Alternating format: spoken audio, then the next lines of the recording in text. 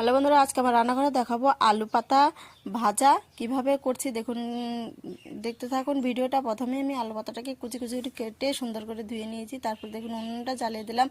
জ্বালানোর পর আমি কড়াই বসিয়ে দিয়েছি। কড়াইয়ের মধ্যে দিয়ে দিব শাকগুলো। শাক দিয়ে একটু নেড়ে চেড়ে দিয়ে দিব লবণ আর কাঁচা লঙ্কা ফাটানো, দিয়ে আবারও নেড়ে চেড়ে নেব। ঝোলটাকে বেশ করে আমি শুকিয়ে নিচ্ছি। শুকিয়ে নেওয়ার পর এখানে আমি দিয়ে দিব তেল, একটু ফাঁকা করে দিয়ে দিব সরষের তেল। সরষের তেল দিয়ে এখানে কয়েকটা রসুন বেশ করে থেতো করে নিয়েছি। থেতো করা রসুনগুলো আমি দিয়ে দিব। তারপরে দিয়ে দিচ্ছি কালো জিরা।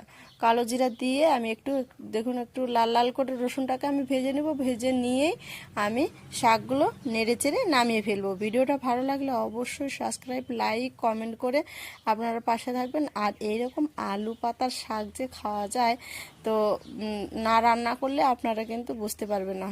তারপরে দেখুন ভেজে আমি নামিয়ে ফেলবো।